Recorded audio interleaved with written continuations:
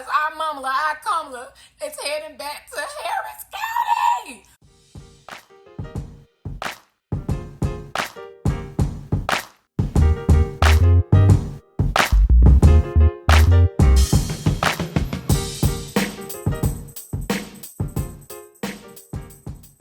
Oh my gosh, in the same month. The last time Kamala Harris was in Harris County was October the 25th, 2024, doing the rally. Oh my gosh, and this is how I got this wristband. But y'all, don't fret. I still have the light, but it's in my treasure box. But however, like, so excited. Like, I still have my sticker the day I cast my vote before I went to her rally that day. I cast my vote for her on October the 25th, 2024, and I also seen her today. So I was like, I had waited because we had early voting the day after her birthday, which was October the 21st, 2024, was that Monday that we was able to vote. And I was like, you know what? I don't want to vote.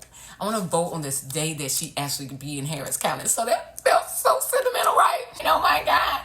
But before I seen her in October of last year, I had seen her in August of last year. And that was my first time. It was doing a memorial and everything. And I had asked God shortly after. I was like, Lord, please allow Kamala Harris to come back to Texas. And I was like, I know this is the wildest prayer ever because usually Democrats during the election don't usually campaign more on this side of the river. But y'all know she pulled some wild cards during her campaign. And when I got the note on my phone that Harris was coming to Harris County, I was like, oh, I gotta be there. And one of the wildest things happened. One of her volunteers out in Florida called me and was like, are you gonna be at the rally? And I'm like, heck yeah! Drop the addy, drop everything. Because at the time they announced she was coming, they did not give out the confidential information and stuff until it was close time and if you was able to get inside the rally. So y'all know, Sis Girl did get inside the rally, so I was able to see her twice. And that was what I was saying, like, Lord, you know, next time when I talk about Kamala, I don't have to refer back to that kind of sad day, the Memorial Day, at least have something more excited. So I'm like, obviously I'm going to always talk about the first time I ever seen her, but not let that be the focal point. So y'all, I am excited to see Kamala come back to Harris County. And y'all know at that rally, I was like, Kamala Harris in Harris County doing what she doing, baby. Oh, baby, I gotta go buy a new suit. I need to get in order. I wonder what color she's gonna wear, because she's in a black dress suit when I first seen her. And I started to wear like a skirt that day. Normally when she go to church, she normally have like a skirt suit. And then she had like more of like a berry two-piece at the rally. But like, y'all, I knew that she was gonna go on a book tour when she signed with those agencies early part of this year. I was just hoping that she'd come to Texas with it, bro. Because I was like, baby, if I gotta fly to Cali to see Mamala, then I'll do that. But baby, she's coming back to Harris County. And y'all, I seen Harris County too, so baby, should I wear the Harris County shirt that her team gave me for my birthday? I don't know. I need to get a new suit. Like, oh my God. Baby, third time is a charm. So, y'all, be there, be square. But I'm just so excited. I'm so happy that she's going to be touring, not around, like, asking for vote as she's stating. She just want to be with the people. And that's what I been longing for. I'm just been hoping that she can have this opportunity. So God is so good. I'm so excited to see you coming up. Third time is a charm, okay? Okay? I'm putting it in the atmosphere that I need to meet you this time around. I done seen you twice, but baby, I need to meet you. Oh God, in Harris County. Yes. I'll see y'all in the next video. Gotta go. Oh my God! I wonder who gonna interview her in Texas. They haven't released the moderators yet. So imagine, like, let me see who would she have to interview her. Oh, why does she have Jasmine Crockett moderate her for Texas? If Jasmine Crockett moderate her in Texas, that's gonna be the biggest. What is she? She ain't gonna have Beyonce. She won't have Beyonce. I can't see Michelle coming to Texas. Y'all, I'm just thinking, wow. Y'all, I'm gonna fall out. I'm gonna fall out.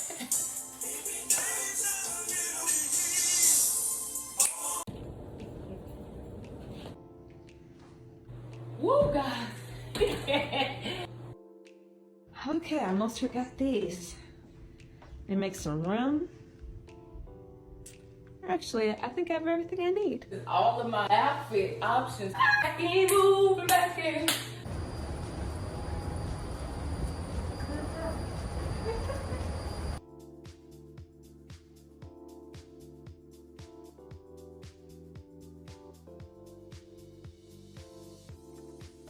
But let's get into these moderators. I'm really trying to see who is she gonna have to moderate her. I think she should switch it up. When do you think they will announce the moderators? I think early tomorrow. I think it would be really good of her team to announce the moderators tomorrow, because tomorrow is August 24th and her first tour date will kick off September the 24th. So strategically and as a content creator, even if she doesn't announce all of the moderators right away, pump up New York. Pump up New York. Be like, who would I think would do New York? I feel like early of next week. Like next week, because next week, end of August. If she doesn't drop any information next week, I guarantee you September, because actually she could probably do it tomorrow, because tomorrow is August the 24th. And within a month, we're going on tour in New York. I'm really trying to figure out who is she gonna have to moderate her in Alabama. Like, I'm totally shocked that Kamala is going to Alabama, period. Like, period. I'm really interested to find out, sister girl, who you know in Alabama? Who you know in Alabama, Kamala? For you to be going to Birmingham? To Birmingham, like, I'm totally shocked. Like, you don't get too many book tours, artists to go in Alabama. Like, Beyonce never go to Alabama. Alabama has to go to Georgia. You know what I mean? But it's interesting that somebody from Georgia is going to the Alabama show, because she is going to Atlanta, Georgia. So that's pretty interesting. But I'm happy for Alabama. Alabama is my home state. I know if I was living in Alabama right now, I would have been boo-hoo crying like, what? I know it's that, but people typically do not go to Birmingham like that. Like they go to the surrounding areas. Like, I know I'm from there, but the fact that she and her team chose to do that is epic. It's just the fact that her team chose to book a venue in Alabama. Now, remind you, these people don't just go there, so it's very epic of her to do so. She has Atlanta and Birmingham on there. Like, seriously.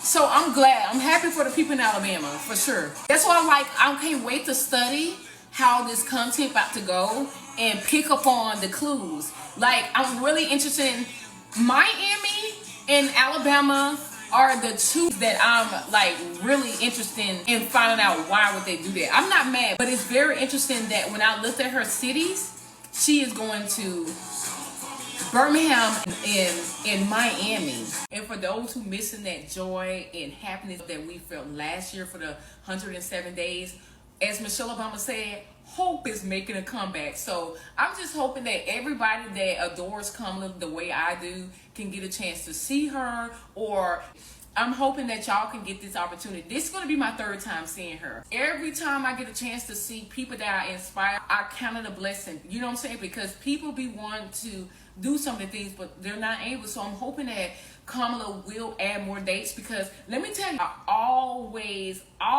think big. I always pray to God anything's spectacular to happen on anything that I'm attending. So I remember back in 2019, we need joy and hope back, and honestly, we need a little laughter too. Exactly. Kamala is about to bring all of that.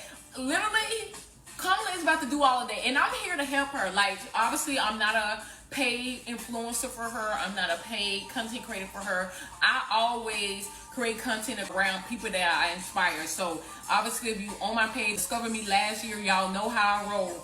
I have been invited to create content for people, but not specifically for Kamala. I volunteer for her. That's my wish, for her to officially call me. But until then, I'm doing what I love. But anyways, back in 2019, Michelle was originally supposed to come to Houston, Texas, and she was stopping in Dallas.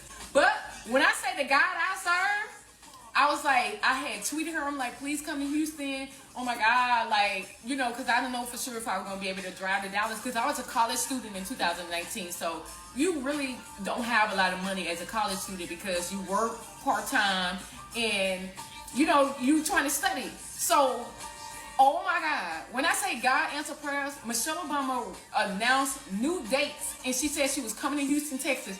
Oh my God, I literally bought my ticket to see Michelle Obama. I would have never dreamed in a million years that I would see Michelle Obama in real time. I have been following Michelle since I was 16 years old. God literally allowed her to add more dates to this tour to be there. So I vlogged it. It's all on YouTube. So I can't wait to vlog this book tour with Kamala Harris. So anyways, I'm hoping that the cities that they hope that Kamala will come to, that she will add tour dates, because sometimes they do that. They'll add new dates, because I just recently went to a book tour in May. I need to see.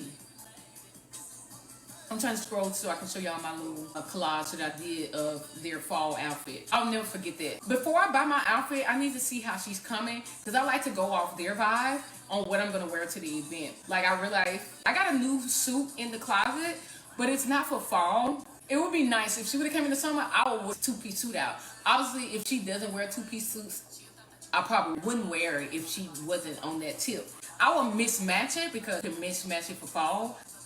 I technically have 3 shows to kind of pick up on what style she's going to be going for this tour. I'm going to see what she's wearing in New York, Philadelphia, and Los Angeles. Out of those 3 nights, it's going to give me time to solidify my outfit. So, we'll see. I'm glad we're not the first night. Even though first night people get all of the surprise. After the second time and stuff, you kind of get a general idea. But I'm glad that we're like the 4th person, so it won't be so ruined. I ain't gonna even be ruined anyway, because I like to see what people are posting, and I'm gonna still go give my point of view from the place. Like, I'm not a person that like, oh my God, don't tell me about this movie and stuff. I do want to know. So this is the 2-piece suit that I wore. I pretty much had my suit open like Michelle's. Then this is Kamala. This is her campaign suit she wore to Atlanta. You see how we both vibe in the 2-piece baby blue. So she got the white shirt, I got the black, you know. So this is one of my 2-piece suits. That's her when it was in Kalamazoo. Then I post another. This is another one of my outfits. Because, you know, I put a blazer on. And I was definitely inspired by this lady named Mary Hargrove. And then when I learned of Michelle, so I always like, well, I love Michelle's style. And then, you know, Kamala styles too. This is the outfit I wore when I first saw Kamala Harris in Houston. I had this great blazer with the pants and the heels.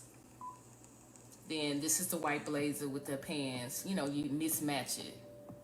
See, oh, that suit right there, she ate down. She didn't button it up, but she had the button down collar. I like those shirts. And baby, she ate down this baby. Whoever got that angle, and then she got those sunglasses. I love when she wear her sunglasses, like such a boss. Then that's me. Then this me, I call myself Madam Sheffield in this one. And then this lighter blue shade, blue with the blue dark navy pants. And then that's the other suit. Like, I can eat down a 2-piece. Like, and this is the outfit I wore to see Michelle Obama, her book tour. This is my outfit I wore when we turned 1 year old in graphic design. But the 2-piece, pink, I ate down. This was my rope cutting outfit. This was when I was on the panel. Like, I can eat down a 2-piece. Look, like, girl, I love women in 2-piece. This is the 2-piece. I never wore a vest 2-piece. And being that it was the summer, I was like, you know what? Instead of wearing the blazer and things, let me switch it up. This is what I wore to Miss Tina Knowles' book tour. Kamala, we've been waiting. We've been waiting for you to come on tour. Okay, so I thank you, Rachel, so much, because now I have an idea of what I'm going to be wearing. Yes, I got to inspire y'all. Yes.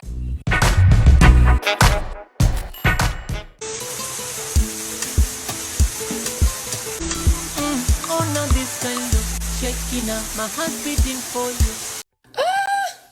Y'all, I don't know what God trying to tell me, But lately, Kamala has been showing up in my dreams. Now she been showed up on my receipt. Now, is this you answering my prayers that I'm gonna be having a personal contact with our Kamala very soon? Lord, I need you to go ahead and solidify this, because I know you ain't telling me I'm gonna have a personal interaction with her at the gas station. But I'll take this for now. Baby! It's September the 1st, which means our Kamala is about to hit the road to New York, in 23 days. Let's go, New York. Oh my gosh, I am just so excited. And then also another countdown for us to get 107 days in our hands. Like, if I can just literally hurry up and get that copy, I'll be all right. But in the meantime, New Yorkers, y'all got one job. Welcome our Kamala with open arms. I mean, like, give her a stand ovation and everything in between. Yeah. Oh my gosh, I'm just so excited. Kamala. Oh God, I'm ready, baby. Let's hit these streets. And as you say, I'll see y'all out there. I'll see y'all in the next video.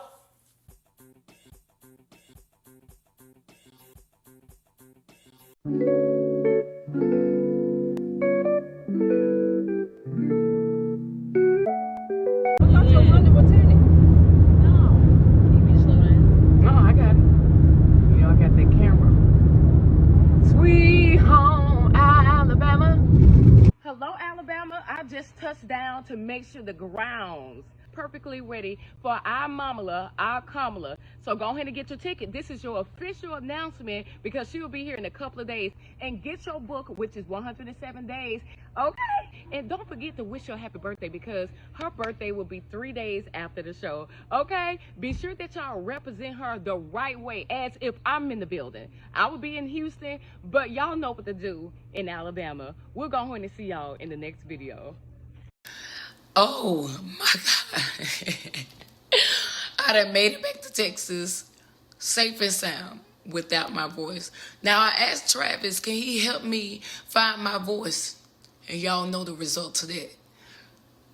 We couldn't find it. So I'm looking forward to my voice coming back, because y'all know our Kamala is coming to Texas next week. And also I'm the brand ambassador for the biggest event in Cypress, Texas, also next week. So baby, I need the tea, the call drops, and everything else in between.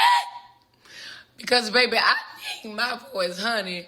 But baby, that's just a sign that I had the time of my life. But anyways, we'll see y'all in the next video. Hopefully I have my voice when I come back. Just baby, we're gonna be in order. And for those who don't know, our Kamala will definitely have a books on the shelf September the 23rd. I do want to ask y'all a question. Did any of y'all take out the time to read the exclusive excerpt that she put on the Atlantic? Did y'all read the excerpt? When I read it, like my heart started aching for her. And she was explaining.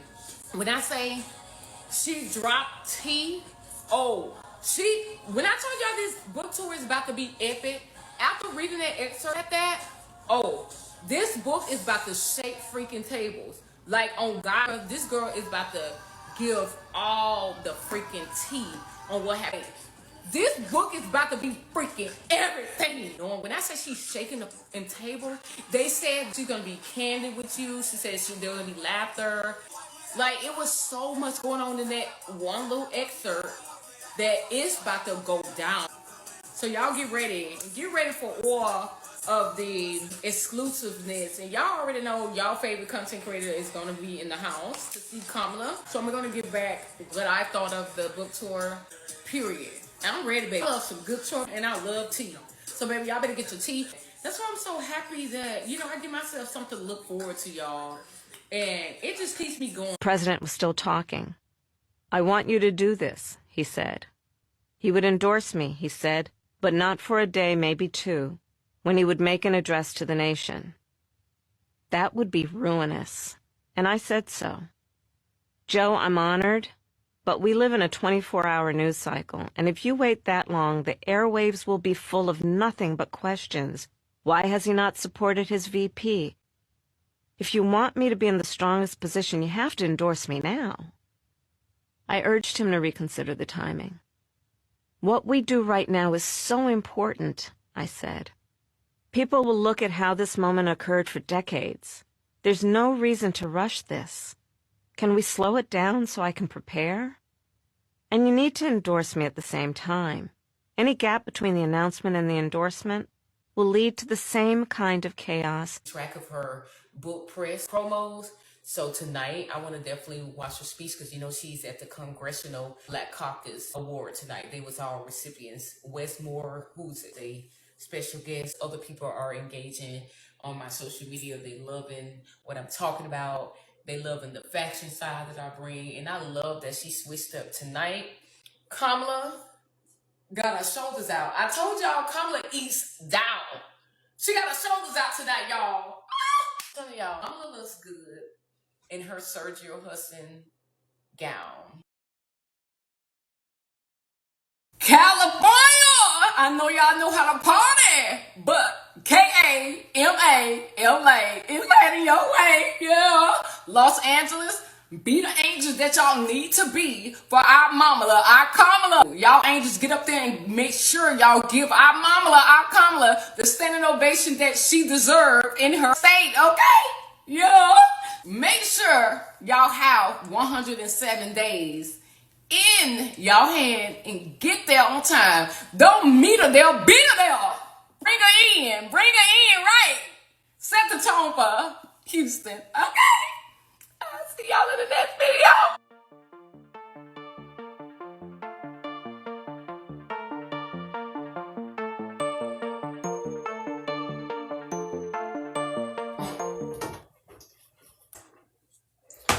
Oh, sweetheart, your take. I know you may have been best. Fill me up, fill me up. Ain't nothing but a gangsta party. Good morning. Y'all, I am trying to get ready. I get to see Kamala today, so we have to get in order. Happy Sight Fest Saturday. Happy 107 days. Oh my gosh, y'all. I'm so excited, y'all. I am up. I've been up since after 5. I edit content, getting ready to see Kamala, and getting ready to be the face of Sight Fest today. So I had to start my day early. I like to start my day early so I don't have to rush. Of course, for those who know, I am the brand ambassador, so I'm getting ready for that. I'm prepping my hair. I already finished the first hairstyle. The stove is on so I can cook breakfast. Oh, y'all, I can cry. I can't wait to So I'm doing this side. I already done this side. So I gotta freshen up the curls for this side. Y'all, I've been up. First I woke up, it was after 4. Went to the restroom. Like, y'all already decided on my two-piece suit. Thank you, Rochelle. I got my outfit ready for Sight Fest. And Kamala, go ahead and announce who the moderator is. It is 7:55. I got to keep an eye on the time. Everybody is looking forward to seeing my smile. Big enough, right? And so I will be taking over Cypress, Texas, and Kamala will be taking over Houston, Texas. 2 important people. Y'all better stop playing. Today is her birthday month. Thank you, thank you, thank you. 2 black women is about to take over 2 big cities in the state of Texas. See, this is why I follow and I pattern myself with my own swag. I desire to only be myself, but I love following people such as Michelle Obama, Kamala Harris. Then I have like Mary Hargrove. She's the one who really started this off. So I've been wanting to wear pantsuits since I was 13 years old, like I said. And so I always been this way and always gravitated to high profile women that, you know, got something going for themselves. So you got to carry yourself how you want to be treated. And I carry myself as very important. You know what I'm saying? So imagine you being you got role models in front of you. Now they have been in magazines. They have spoken at events. And they're encouraging the young people to take on that torch. And I'm just so grateful to have role models that I can lean into. So it's just amazing. So this will be my 16th publication. Y'all know already that the latest publication I am in is in a book. And I'm like, what kind of blessing is this along the lines of when Kamala launches her book? You know what I'm saying? Next month, Michelle Obama's new book comes out. It's called The Look. Oh, I can't wait to see that book. Y'all, my life is always interesting because I'm always following them. My sister was like, what are you doing this? Well, she already knew I was doing the weekend. Her husband didn't know what exactly I was doing. And I was like, yeah, I'm going to see the vice president. Why he thinking I'm going to see J.D. Vance? No. I still call Kamala Harris vice president. What makes you think I'm going to see him? I can save my coins for a bill. Play on Sesame Street and not with R.D. I'm coming out. I want the world to know. I gotta let it show. I'm coming out. If I start screaming, I start shaking and stuff, I am a very emotional person and I just be overwhelmed with joy. So I'm not here to scare y'all. I'm just here to tell y'all. I'm so happy. Woo, Lord. Last time I seen Kamala was literally almost a year ago. Stop playing. Somebody love you, baby. Oh, yeah, you right. Because it's still early. Oh, you right. Oh, thank you, Jesus. Get me in freaking order. Y'all. And y'all know how I get. When I get excited, I lose my voice. And I cannot lose my voice. I have to speak to over 6,000 people in the next 2 hours. So, oh, Lord, we almost getting done. So we got to go to the kitchen and scramble eggs. Oh, shut your mouth, Rachel. No yelling. I got to go deep. Because I will be very upset with myself if I lose my voice. I gotta keep my voice because I need to yell at my mama. I gotta scream. And y'all, this is gonna be my 3rd book tour. Oh my gosh. I love book tours. Y'all, I hope that y'all support the content that I have made. I have already edited so many videos. I already have it prepped. I am just waiting on Kamala to announce our moderator.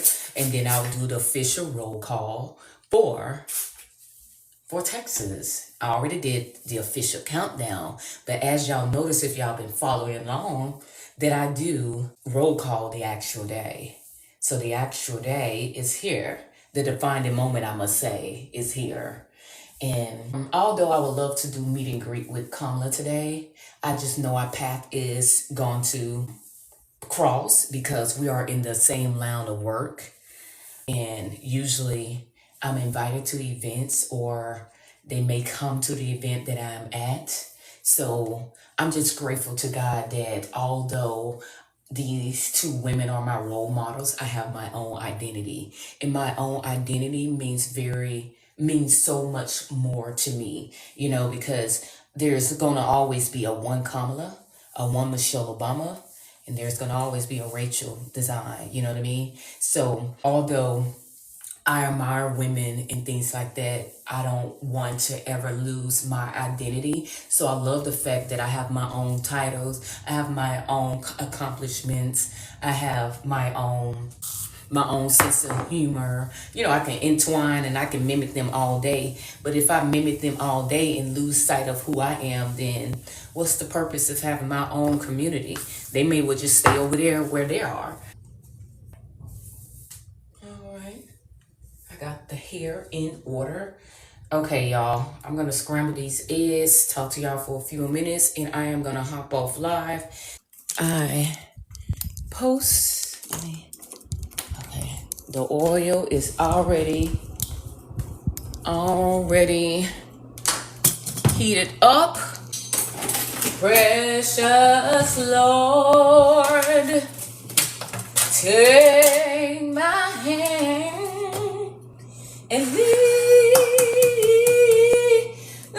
me on. I've been pamping up for Houston for the longest. And it's finally here. The defining moment is here. I cannot wait. I finished the book last Saturday. So I'm so glad that I took out the time to listen to the audio so I can know all the ups and downs and everything that she talks about on the tour. And you know how people on the tour, they're not going to tell you everything in the book. They always say it's in the book because obviously they want you to get the book to read it. They ain't going to sit on stage and tell you everything. Like I said, this is my third book tour, so I pretty much know how it works. So this is the first book that I finished before attending a book tour. But I love the fact that when I went to Michelle's and Miss Tina Knowles book tour, by the time I got to the book, or when I get to the book, I was like, oh, I remember her talking about that on the stage and stuff like that. So this is going to be my third book tour, so I am just super excited. Kamala probably already in town. Knowing her, as she stated in the book, she spent the night in Houston the day before her rally and after the event. I don't think she's going to stay in Houston tonight because she has an event in San Francisco tomorrow. So she probably going to get on a late flight because our event is early. Being that our event is early, I can see her coming and leaving. God is so good. God, thank you for allowing me to see this day. I'm so glad that I am above the grounds. I'm in happy spirit. Lord, I thank you so much that we get to see one of the amazing human beings that you have made for our generation. Y'all, I can't even imagine my life years from now and just learning about Kamala Harris. Like, I'm glad that I live in the same timeline as her, like literally. Like, I don't want to read in our history books because they ain't gonna tell it right. And as Kamala Harris said, the purpose of this book was to make sure that she have a voice for her to write her own story. And the only person that can really talk about that experience is her and everybody else that was actually on her team. But, you know, directly her. And I'm glad. Like, I'm glad that she decided to write this book nearly after conceded the election. Woo! Y'all, I love limp bacon. So I got scrambled eggs, cheese, limp bacon. The toast is grilling. And once that, and I love rice. I'm a country girl, so I eat rice for breakfast sometimes. With that being said, I have to go. All right, y'all. We'll see y'all in the next video. I'll see y'all out there, as Kamala Harris says. Yes. Brand ambassador on the way. Let's go. Well, y'all, that's a wrap. Honey, not my friend that bought me a boo basket, but y'all, it has been an honor as a faculty to come back on campus to be the brand ambassador for the third year in a row. A beautiful day, a beautiful scene, more familiar faces that I saw, and then new faces. I got a chance to talk to some current students and alumni. It's just so much going on. Like, I hate to leave, y'all. But y'all, it has been a great day. I'm so glad that I was part of the legacy and what it's going to bring years to come. So I'm so glad to be a part of this event, and I can't wait till next year, y'all. Baby, got my badge, got my strap, and my bucket, honey. Look like I done won a prize. But I'll see y'all in the next video. Sister Kamala, you got me in the city today, baby. I'm on my way. I'm Mama Kamala. Oh my gosh, the day is here. It's a beautiful day as well.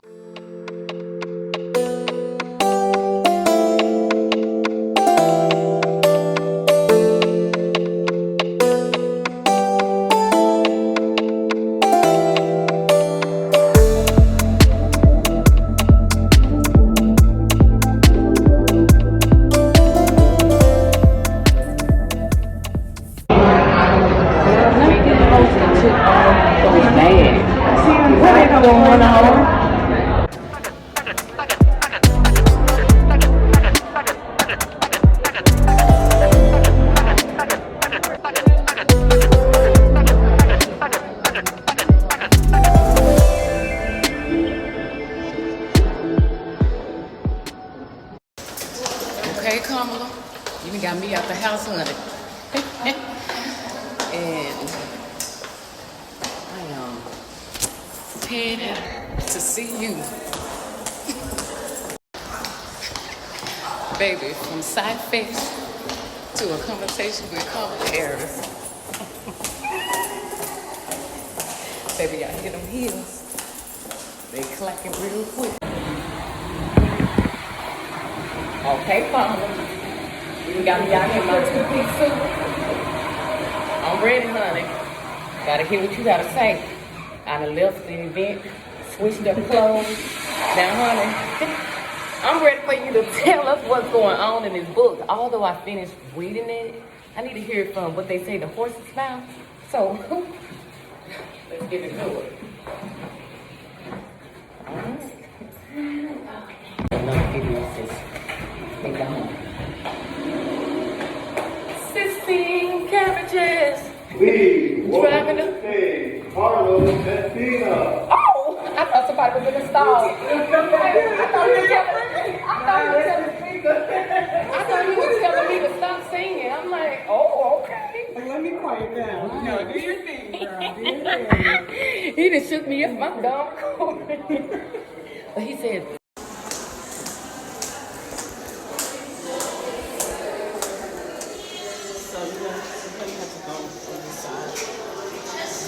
oh. You by yourself? Yes, ma'am.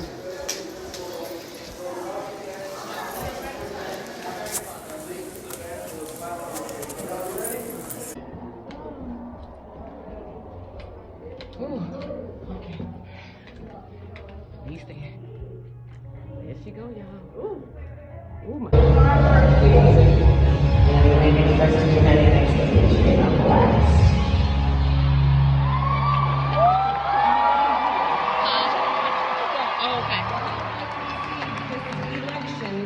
I do not concede the fight that fueled this campaign. For opportunity, for fairness, and the dignity of all. Hi. Oh my God. But the idea. Yes! Oh my gosh, y'all, I did not know that I had these misclosed seats. Yes, I am, Jesus! Oh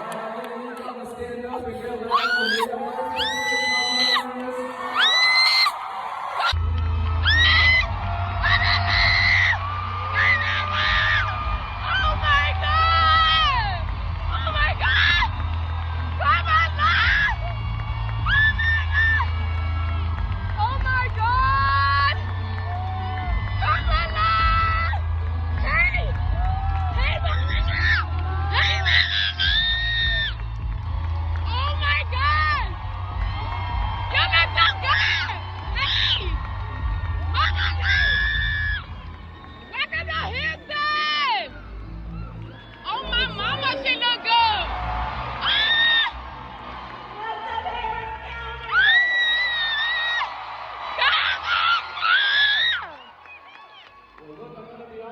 Yes! No! No! Come on! Yes, we are! Yes, we are!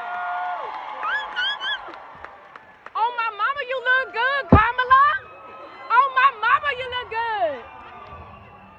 Well, this is going to be great, and we haven't even gotten started, but that's how we do it here in Houston. Yes!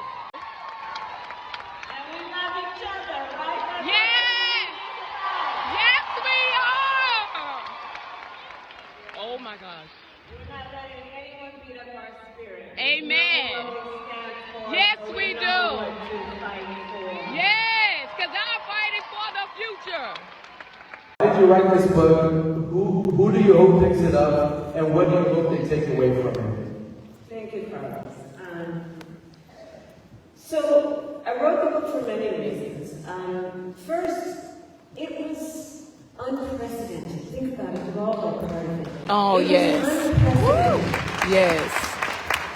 So we have an election for president of the United States. The sitting president is running for re-election. 3.5. That is quite unprecedented. And it was the tightest, closest. Yes, it was! Yes, it was! Yes, it was! Yes! Oh my God, yes! That's right! He does not! That's right! He did not! And he never did! So we remember. We remember. And you got it too, girl. Oh my God. Yeah. Woo. sad, depressed with everything going on, but seeing the energy here, your responses to the questions, it really, About real talk. It may get worse before it gets better. Exactly. Exactly. So we gather this afternoon a community of people, most of whom are strangers to each other, but with a sense of a collective understanding of our power. To hopefully leave this place with the spirit with which we came, which is knowing that the power of the people is so strong. if anyone actually wants to open up their book and look at it. Go to church. Right? Turn to page 86. On this page 86, we write about a residence manager by the name of Storm Horncastle. Storm Horncastle. Yeah, that's a good. I've never seen that name. You say that you like her, and I quote, because over the years I've learned that it's one thing how people treat me, and it's another to see how they behave towards someone they perceive as less powerful. And later on in the chapter, this leads to you saying about your potential vice president pick. I need to know that my running mate is a person who values the dignity of everyone and would take a moment to show it. You know, as someone who interacts with everyday people every single day, I understand the importance of, you know, speaking to the people who are really lifting up this country. There's so much focus on those who are in power, but the reality is that this country moves forward because of the people who are working 9, 10, 12, 15-hour shifts, who never get recognized. And the fact that you made mention of that in your book, the fact you mentioned that in your book really spoke to me. So I just wanted to ask you, you know, why is this character trait so important to you? Where did it come from? You know, what can you say to all those people who look up to you? So, I am one of 2 daughters of a mother who arrived in the United States at the age of 19 by herself. My mother was a brilliant, short, brown woman with an accent. And, well, I mean, you would have thought she was 7 feet if you ever met her. But she was short, she was 5'1", I think she was 5 feet. And I'd see how my mother was treated. I'm the eldest. I would see how my mother was treated. Whether we were in a department store or wherever, there were just certain assumptions that people made about my mother because of how she looked, because of the accent she had. And, you know, when you're the eldest child, watching these things, they leave a lot, you see a lot as their kids see so much. And I always knew and could see how people were to people they thought were powerless. And it is very, and I know the power I have, and at this point, you know, I'm writing a book during my years as Vice President of the United States, so I'm fully aware of my power, and I'm aware that people will treat me a certain way, but not necessarily somebody like my mother. And it is important to me to know that anybody that I work closely with, who I will share power with or give power to, will treat all people with dignity and respect. It's very important to me.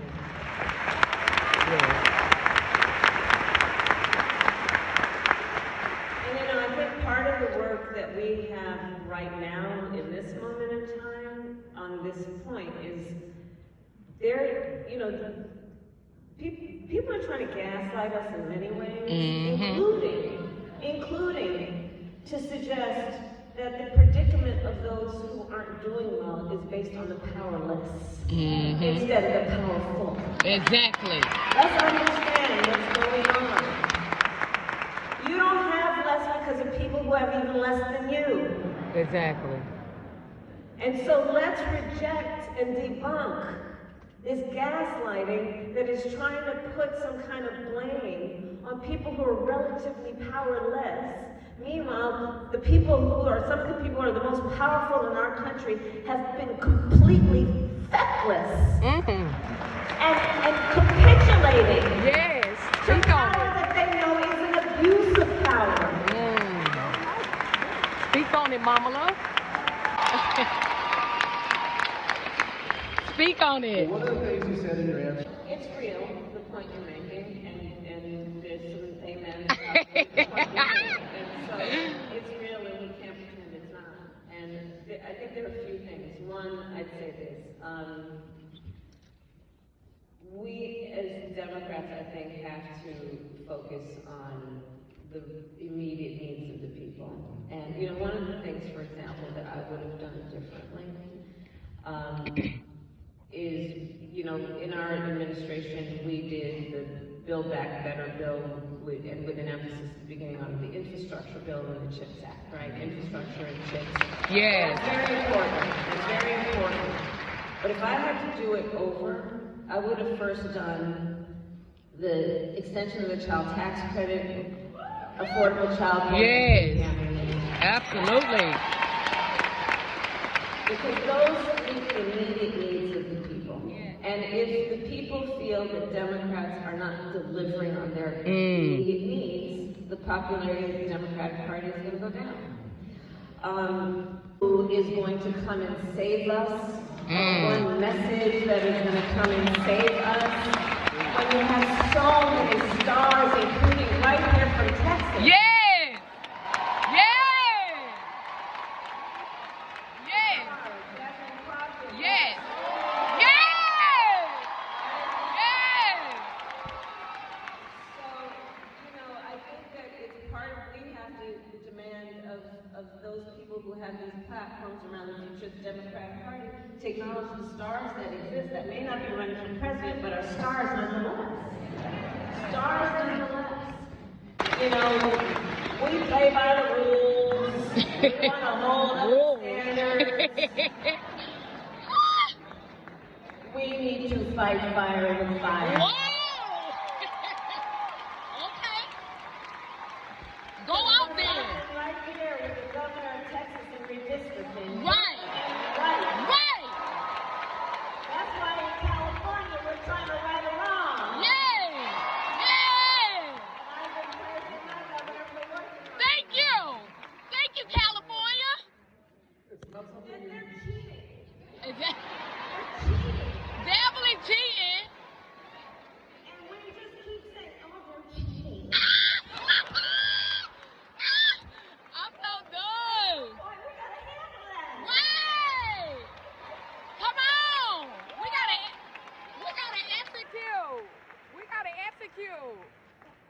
This wasn't one of the questions that I had, just more of a comment that I wanted to have based on your answer. I'm so done with Because I her. know you're very humble and you might not want to say it, but I'll say it for you. I think Whoa. what really stood out to me from the time that I met you is that you really understand what the base of the Democratic Party is. I think there's been a shift in the focus to cater to the interest of the rich and the powerful that you were mentioning.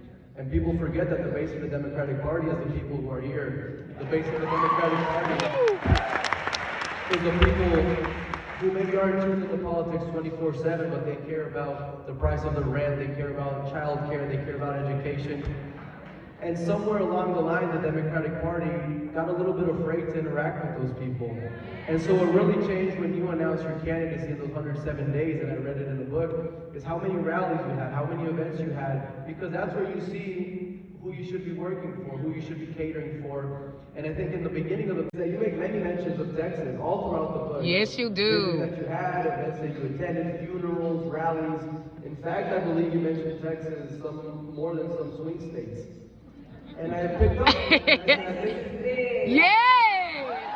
Everything big in Texas. You know I'm an honorary Texan. Wow. Okay. Let us know. Sorry, I'm about to tell. So, when Rodney Ellis was acting governor, when then Governor Bush was running for president, Rodney Ellis became acting governor, and he commuted a bunch of sentences. But the other thing he did is that for a collection of friends, and I went to college with his wife, Alicia, he made us honorary Texans. Ooh. So I Okay. am officially an honorary Texan. Yes. Well, welcome home then, Ms. Harris. As an honorary Texan, we have to ask you my question, which is the following. I would like to think that the reason you mentioned Texas so much is because you see potential in Texas. And you see a possible change in Texas. So my question is, do you believe in a future where Texas turns blue? Woo! Woo! Yes. I mean, listen, I do,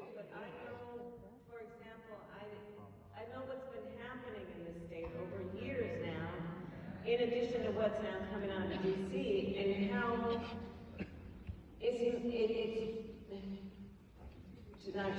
how it's beating people up. Mm-hmm.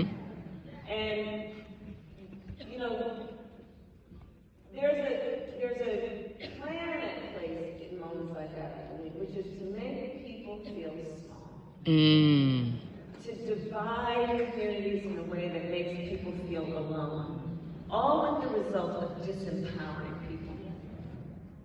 And so part of the resilience and the fight of Texans that I so love, it is your nature, is you know how to fight for what is right and be big, and I think that's part of what is important right now for Texas and the future of Texas politically, is for the people who know these games that are being played to not be overwhelmed or deterred, but to stand strong and keep fighting, knowing that Yes.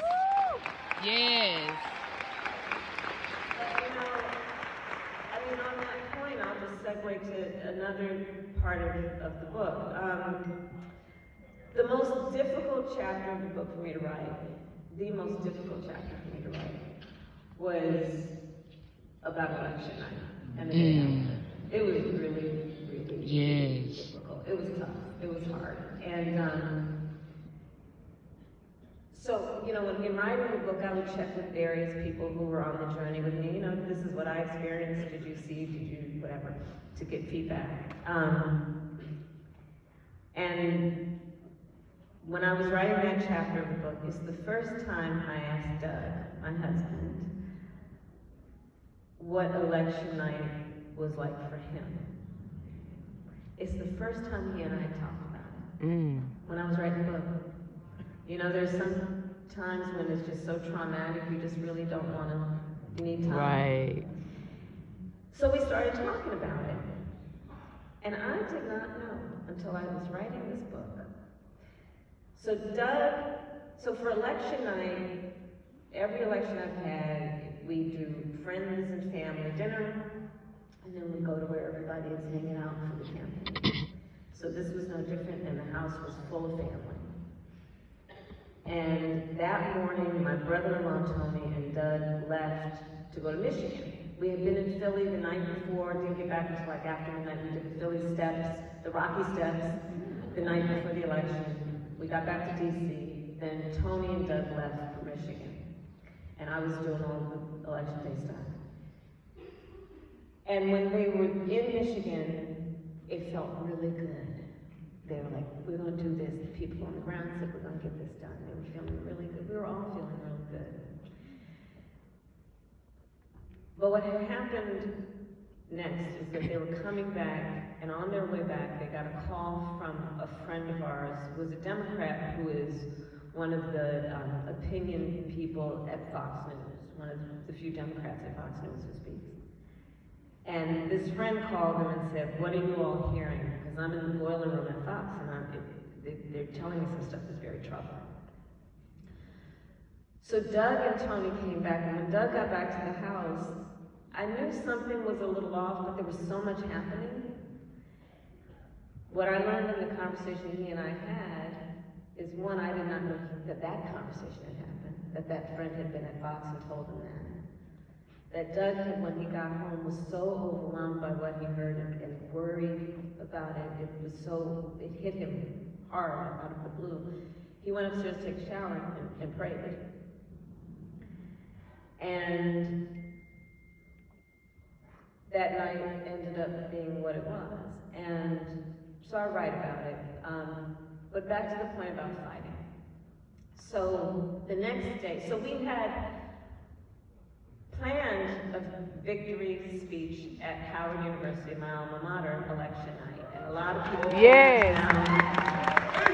you know. You know. A lot of people had come in town, and because we were not certain of the outcome, former Congressman Cedric Richmond went out to the stage that night and told everybody she's not coming out. We'll be back tomorrow when we get more information. And then we learned that we didn't win. And I was writing my speech because it was really important to me to come out on that stage the next day and speak to the hope and the excitement in a way that it wasn't extinguished. And I was trying to figure out how to reconcile what I said every time on the stage, which was when we fight and we win, with what happened. Because my feeling was, this is not about, oh, you win some, you lose some. This is not what that was. And so, at the last minute, almost right before I took the stage at Howard, I wrote into my speech what I know the truth to be, which is, look, sometimes the fight takes a while. Sometimes the fight takes a while. Yes, it does. Period. Yes. Okay then. Okay. And that's how we have to think about moments like that, whether it be turning Texas blue or Yes. anything else. Sometimes the The fight fight. takes a while, but we don't tire and we don't Yes. give up and we are not deterred. Because when we will fight, rest when we need to. Yes. And get back out there. when we fight, we win. Yes. Yes. I love her. Yes. Oh my God.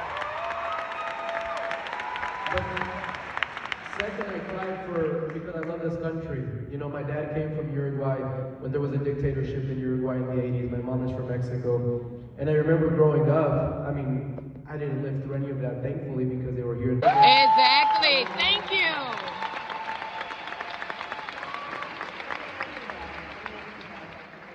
One, that night, to your point, the only thing when I learned what had happened, the only thing I could say, literally I couldn't form any other words over and over again. I kept saying, oh my God, oh my God, oh my God. Because I knew what it would mean for our country. I mean, this is where, look, we predicted it all. Exactly. Right? Except I did not predict the capitulation. I did Yes. not predict from universities to law firms to media corporations, Right. just bending the knee at the foot of a tyrant. I did not Yes. predict that. That's crazy. I did not predict that. But it reminded me of something else that it was important for me to write about. Is, you know, this is what we are experiencing now that feels overwhelming and chaotic is not chaos. We are experiencing a high velocity event Yeah. that is about the swift implementation of a plan that has been decades in the making. Exactly. And we have to see that for what it is. We have to see, you know, now all of a sudden everybody's realizing Project 2025 and Trump are connected. Exactly. Be for real. Right. Great. What you say? She said, I digress. But here's the thing, remember, if you look at it from, you know, when I was in college, Ronald Reagan was president. And I talk about the path over the decades from Reagan's celebrity to Newt Gingrich's just base language and rhetoric to Pat Buchanan's nativism. Paving the path, those three, among many, for what we now see in the White House. See the connections. Understand that when we talked about Project 2025, they didn't come up with that overnight. Exactly. It's the product of the Heritage Foundation. It is the product of the Federalist Society and work that has been done over decades. And they were just waiting for the right moment Exactly. to have somebody in the Oval Office who would help it pop. So this is to say, again, about the hard work. One election is not going to be enough to do the deep work we've got to do to see what's at play. And again, this is where I say Texans are always in it for the long run. Yeah. We're always in it knowing, you know, we don't fall for the okie doke of the moment. We have work to do that is about seeing what we must do in the immediate moment, including bringing up the ability of people to afford their everyday lives. And we must see a pattern that is at play about an agenda that has been a long time in the making and is being implemented now and will continue to be implemented if we're not paying attention to what they've been doing around everything from gerrymandering to leading up to a United States Supreme Court being what it is. I know what they've been trying to do with courts here in Texas, and I know people have been fighting on that piece, right? Exactly. All of that is a part of this. So we do ourselves, and we do Democrats, a big disfavor to think it's only about one man. Because there's a whole lot at play right now. Exactly. Yeah. You see that in the afterword. You focus a lot on young people and future generations. And you know, as someone who's only 26 years old, I still consider myself to be quite young. This brings me hope and optimism. So I want to know, why was it so important for you to end your 107 days book with that afterword, and specifically the anecdote of my shade? Yeah. So when I got back to California, it was after the inauguration. So the inauguration was January 20th. My And birthday. by the way, you know, so Doug and I were packing up, and we had not only the election, but then I needed to certify the election on January 6th. So I write about that. Oh. And that was a very difficult day. Then, you know, the January 20th for the inauguration, and My so we were birthday, packing up DC to leave DC as is custom right after the inauguration around noon on January 20th. Well, during that period of time, the wildfires were spreading in California. And our house was in a mandatory evacuation Jesus. until January 19th. So we didn't actually know where we were going to go until the day before the inauguration. But we got back, and it was really important to Doug and me that as soon as we hit ground at LAX to go to Altadena, which is a working, hard-working community. Yeah. Hey, is her name. Check this out. She said, check this out. She put her phone number on that. Okay. Go. Yes. Yes. Okay then. And Doug brought it home, and I read it, and I was so moved that I called her. Okay. Okay. And I talked to her, and again, real good move to all our young people. Okay, I'm listening. Talking to her, she said, well, will you come to my graduation? Yes. And I went. Yeah. It's in the book.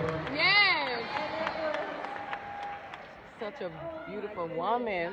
It's so sweet. there at the Compton High. Oh. These beautiful, brilliant young people walked across the stage with such light Yes. and enthusiasm. And I do end the book talking about that. Because our future is bright. Yes, it is. We have to see the light. I'm going to say it again, in these moments of darkness. We have to see the light. In the midst of, you know, we used to talk about it in the campaign all the time about how, you know, I believe that the sign of the strength of a leader is not based on who you beat down, it's based on who you lift up. Exactly. Yes. So true. And we have to hold on to that. We have to hold on to the fact that in this is going to sound very corny, but I'm going to say it. In this moment where there's so many forces that they're full-time spreading hate, we really do have to really think about love. Amen. And think about it in terms of whatever that is, in addition to our family and our close circle, but how our expressions of love for our humanity, for our neighborhoods, for our society, for our country can manifest themselves in moments like this. And there are so many ways. Yes. Whether it be that you are mentoring, you know, the child of a single parent that is in your neighborhood, whether it is you are active at your church, whether it is that you are active with the nonprofits that are carrying such a heavy load right now, not to mention the ones they're trying to sue. Exactly. Right?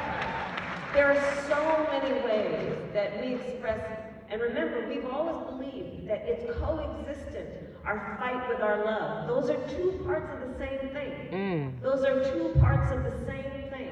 We fight because we do love. Exactly. We do care, and we do believe, and we have faith. Absolutely. In what is possible, but we're clear-eyed about the moment and what we're up against. All of those things coexist. Yes. Lecture over. Okay. She said, let the church say amen. Well, this is one of the questions I have written out, but as I hear you speak, I mean, it just came to mind right now. You talk about love and compassion, but sometimes, and I feel many of us here have the same emotion, it's hard for us to feel love and compassion when we see neighbors, friends, people we know who voted to get us into this mess. Right.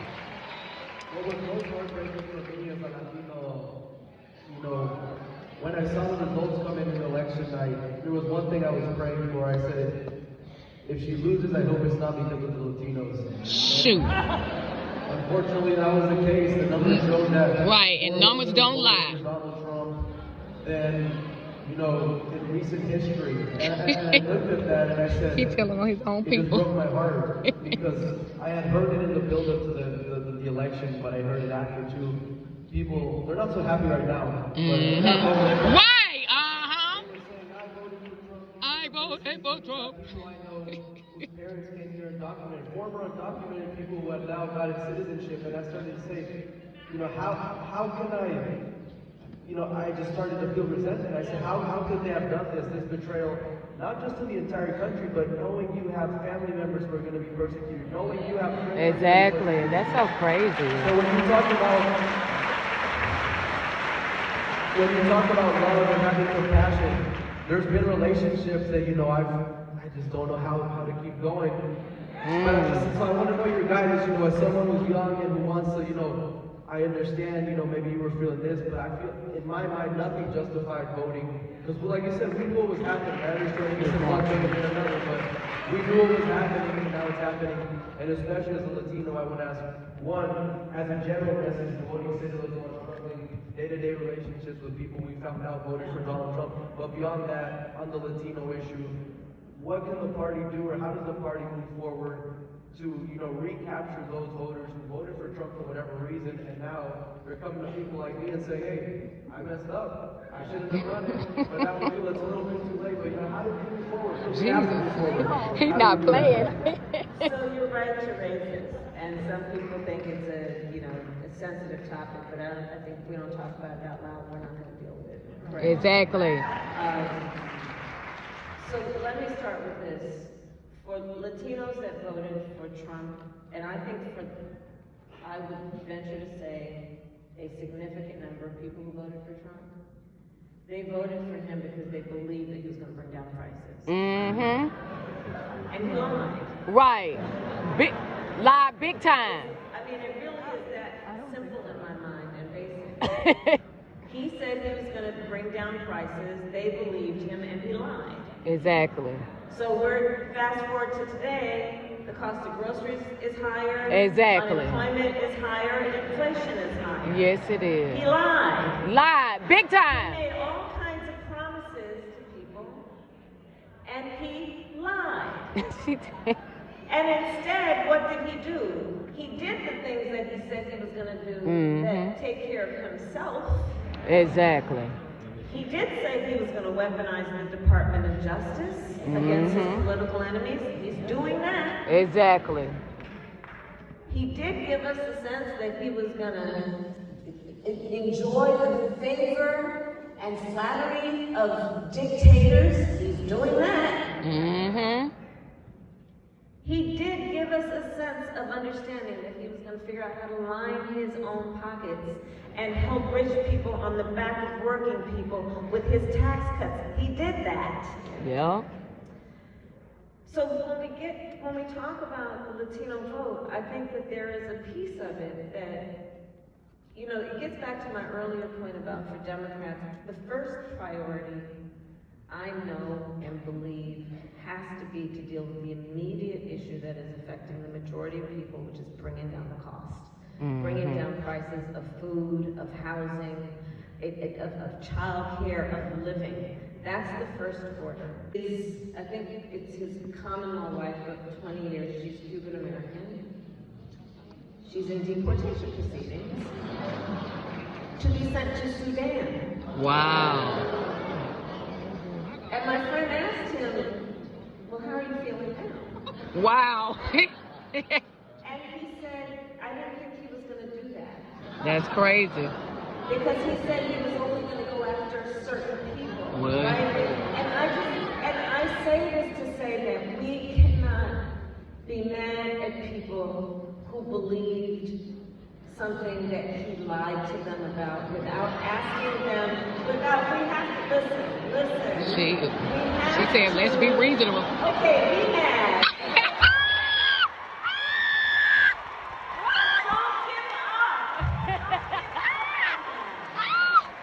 Baby, she said, be mad then. Oh.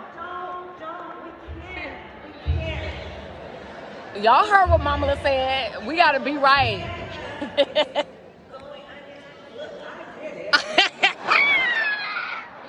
Oh my God. I'm so done. Oh, she has a big heart though. She does. She just love people, Kamala for the people. You know, and obviously a Latino voter, this is not a monolith. We have, you know, to your point of your father's from one place, your mother's from another, you are, right? Within one family, there's incredible diversity around life experience and needs. So I also want to make sure that Democrats, because this is part of what I find to be troubling about the Democratic Party, is we tend to put people in boxes and leave them there. Wow. And that's part of what's wrong, is we have to understand the diversity within each population and then get to understand what their needs are and figure out, are we speaking to those needs? And that's a serious work that needs to happen, including as it relates to Latino voters. Well, I really respect your answer, and I think it's I definitely struggle and I agree, but I think your answer highlights why I believe you're such a great leader, because Exactly. you know, a good leader, a good captain knows which direction to move. Amen. Even if the currents are against us. She's such a And I good think role right now model. there is a movement to further get us to hate our neighbor, hate our family members, hate whoever it may be who made this decision. But you know, on the Latino issue, and I think it's something that's not spoken about enough. But as a Latino, I'll say it, if you look at the breakdown, the biggest divide. And that's going to require some additional hard work, which is not to be frustrated with our cousin,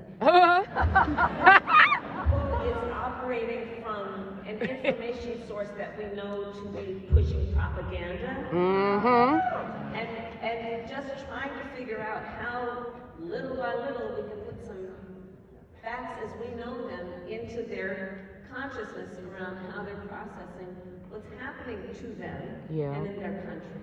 And that's some hard work. It's much more difficult than it's ever been. You know, when I was in the Senate, I was on the Senate Intelligence Committee. And we investigated Russia's interference in the 2016 election. And meanwhile, this person in the White House is trying to suggest that it didn't happen. Right. It did. It was a bipartisan committee chaired by a Republican. And we also then declassified a lot of our findings and made them public.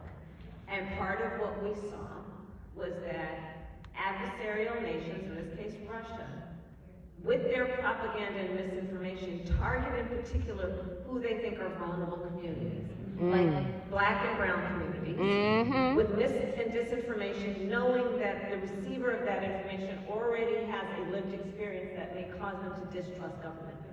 Okay? So there's a vulnerability that's already there to that kind of mis and disinformation. Well, there was a time in history, but mis and disinformation campaigns are not new. Since the beginning of time, you know, drop leaflets from a plane, whatever, right? But it used to be that really only nation states would have the kind of resources to distribute enough mis and disinformation for it to affect whole populations. Now the entry point, because of social media, is much lower. which is, and this is the beauty of it too, right? It democratizes information. Anybody can have a voice. But the other side of that is that if it is salacious enough, if it is interesting enough, if then it is attractive enough to bots that are fueled by those who actually do want to harm our democracy, it spreads. I talk about in the book when I had to leave the campaign trail during those 107 days, it was I talked about those moments, and it was because my first job was being vice president. And so one of those times was during Hurricane Helene, which we all remember, the devastation. And so I was speaking with survivors of Hurricane Helene, and there was all this misinformation about what the Biden-Harris administration was not doing to help people with FEMA. Some of you may remember that. Yeah. And we were doing so much. And then we're spreading this misinformation, and it broke my heart because it meant that people who needed help weren't getting it because they were being told it wasn't there. Right? And so, as we're thinking about the work we have to do with all of the folks that, we feel various ways around, let's also remember that there are things at play that are also meant to manipulate people into believing something that is not true. Wow. Good answer. Wow. The first one is Marley, but it doesn't have a last name, so maybe Not all at once now. Marley, where you at?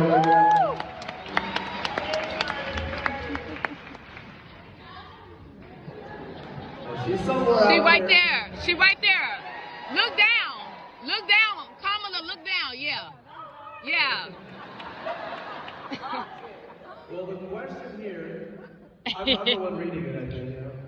What is something you wish you knew earlier in your career? That's a good question, Marlon. Thank you. Wait. Marley, life is long. So cute. And one of the things I was fortunate to learn that the earlier the better is you are surrounded by people who you may not realize are invested in your success. And I love that.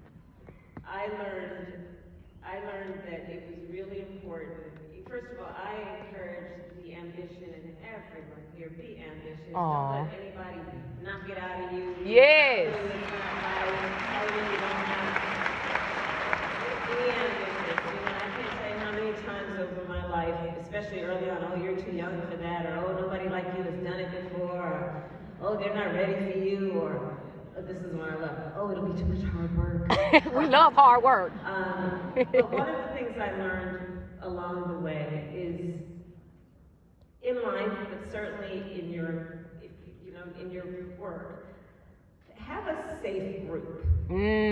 That's so true. Like that, it doesn't have to be a big group, but that small group of people that they'll understand what you're going through, and you can call them and laugh at the thing you're not supposed to be laughing at. Right. Use the words you would not use in church. Right. All right now. Cry and not be judged. Amen. People who will watch you trip and laugh at you and Right. pick you up and push you back out. Yes. Because none of us has achieved success. Without. And that is certainly the case for me, without the support of a whole lot of people. Amen. Yes. So, in fact, I dedicated the book to my team. Aww. I dedicated the book to my team because on those 107 days, my goodness, they dropped everything. I talk about a number of them who dropped everything to come and for 107 days just left it all on the field. Really. So, Wow. there you go. Wow. Love that. The next question, I'm not sure if these are O's or A's, so the name is either Soror, Rutledge, or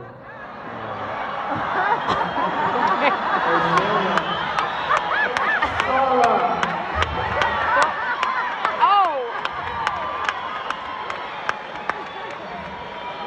Oh, sorority, I didn't know that.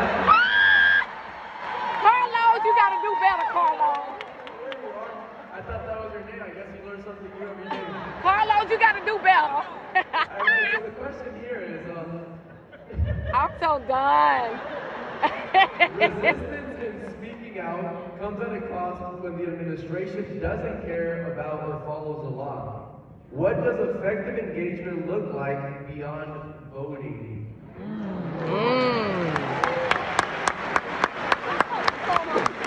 Okay. All right. I see y'all. Going out and joining that peaceful protest. It is about signing up for those, I mean, I'll say it, I said it earlier, but I really would like to emphasize, signing up to help the nonprofits in your community. Yes. Such important work, and I mean, you see what this administration has been doing. They're saying they're gonna target like the donors to those organizations. My mom's a teacher, and so is my dad. He's a university professor. So Yes. works in education. All right, this is the final audience question. I hope I get this name. I know the first name is important. The last name is Ro. I don't know. That's an A or no? It's Rose or Romance. Oh, there you are. You know who she is. So, all right. This is a really good question. How do you find peace in the midst of all this chaos? That's a good question. That's a great question. Yes. Peace in terms of my spirit. I have to search for it sometimes, to be honest. For months, I could not watch like cable news. Right. I just didn't. I couldn't. I try to find and emphasize in my mind and thoughts the good and the light. Like it's like my shade. That's why I ended the book with her. I have faith in us and in each other that we will ultimately do the right thing, and that gives me a stressful moment. You'll find me in the kitchen just chopping away. Okay. You know, I believe in God. I believe Yes. in the goodness Yes. of God to help us find peace in reflection and in prayer. Amen. And it's okay that sometimes we don't feel peaceful too. Okay? Yeah. It's okay. I mean, back to the point, we kind of had a good laugh with it, but it's okay to be angry. Yeah. It's okay to feel disappointment. It's okay to feel sadness. Those are human emotions. Let's try and work through them and not let them linger. Right. And part of that is trying to never be alone. Try to not be alone with your thoughts too much when you're feeling that way, because it has a way. It's like grief. It has a way of pulling you down. Right. And in those moments, it's important to talk with a friend and others, and you're going to see that there are many who are feeling the same way, and we talk through it together. I guess I'd leave you with that last point as being a very important one right now. Nobody should feel alone right now. Amen. Or let these circumstances make you feel alone. We are all in this together. All in this That's how we together. find peace. Amen. Yes. Great answer. Well, the green light turned red, so I think we have to start wrapping it up now. Oh. There's one last question to finish this all off. I think, you know, it's on my mind, it's on everyone here's mind.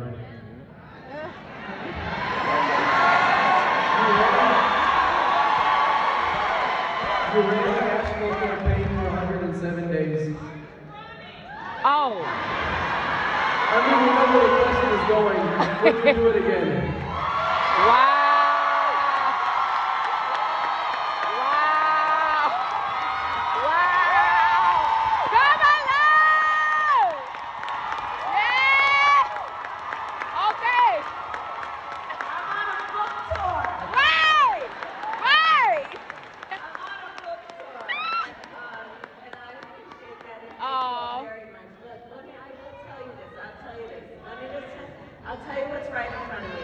I really, so as you may know, I made a decision not to run for governor of California. I wasn't ready to get back into that. But what I am doing, and this is so good to be here in Houston. Yes.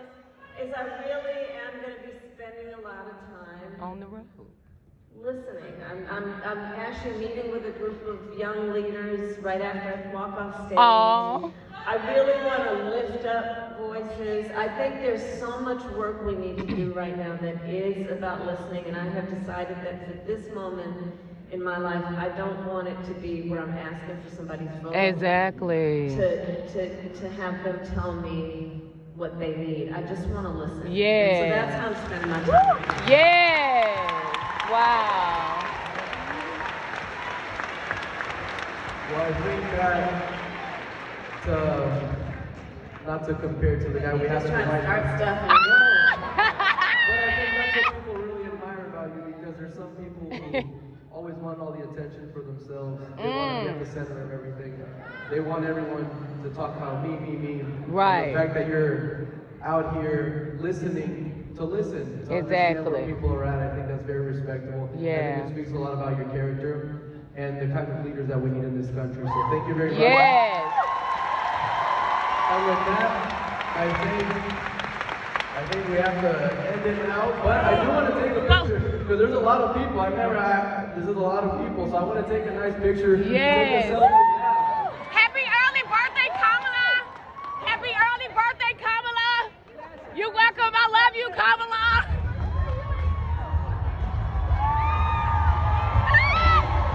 Oh, get your books out. Get your books out. Get your books out. Oh. There we go.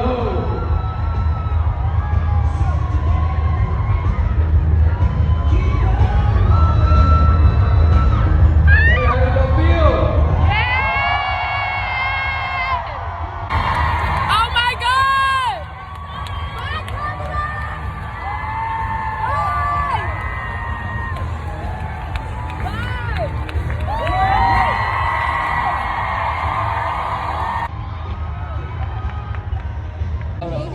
I recognize your voice. Really?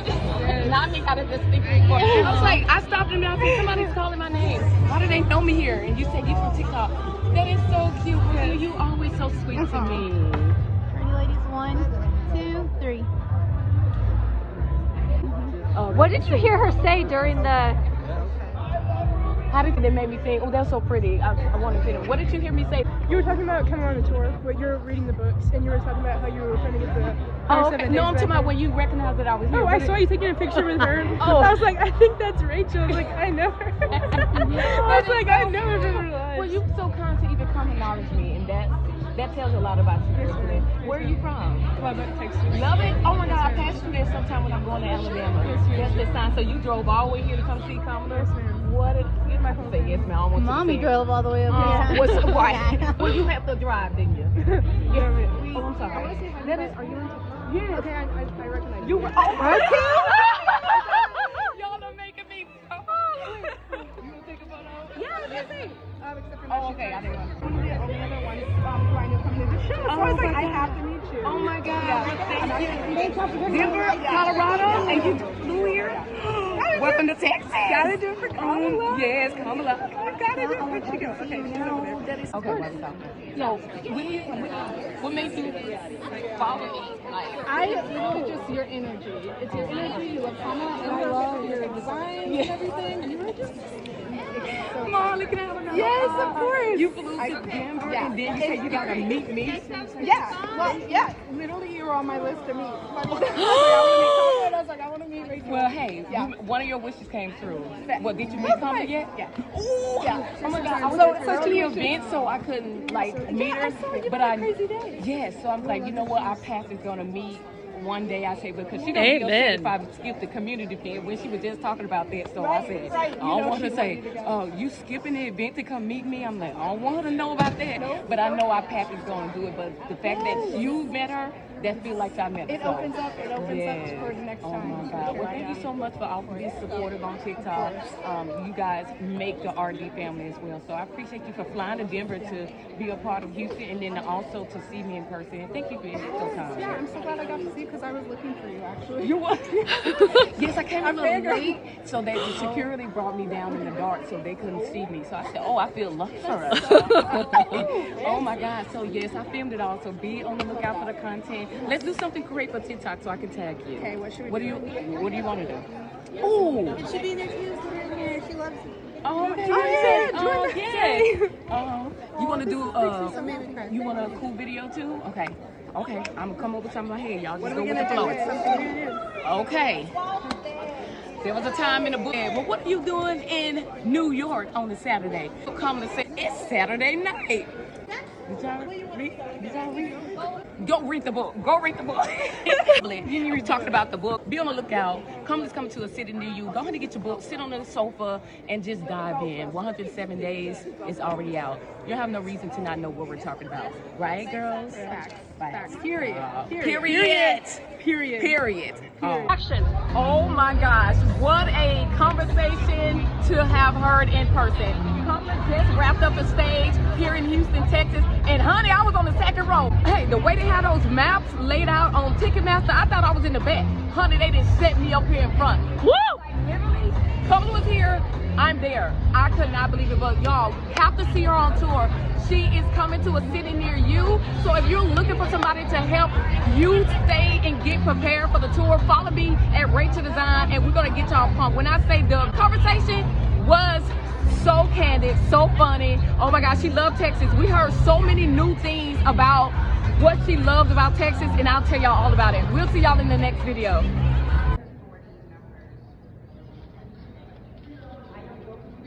Kamala, I have to pull out a good suit. A good suit for you, honey, for a special occasion. This suit means a lot to me. I have to make sure that I wear it to this event because this is a sentimental two-piece suit and this was started it all 5 years ago. So I'm so grateful that I now have a new meaning to my two-piece suit. You know, guys, the fact that I am just so in awe. When I say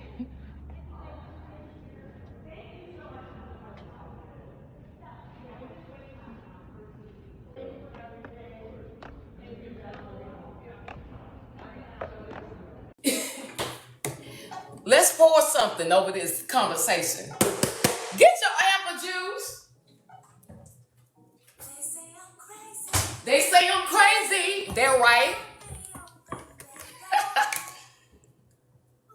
Let's pour a glass to Kamala Harris, then put 5 shows in the book, doing it good and well. Can you tell? Shout out to our mama. Baby. Cheers to another successful show in the books. Oh, I'm so proud of her. She doing it with class, dignity, charisma, fashion, laugh, wisdom, and everything in between.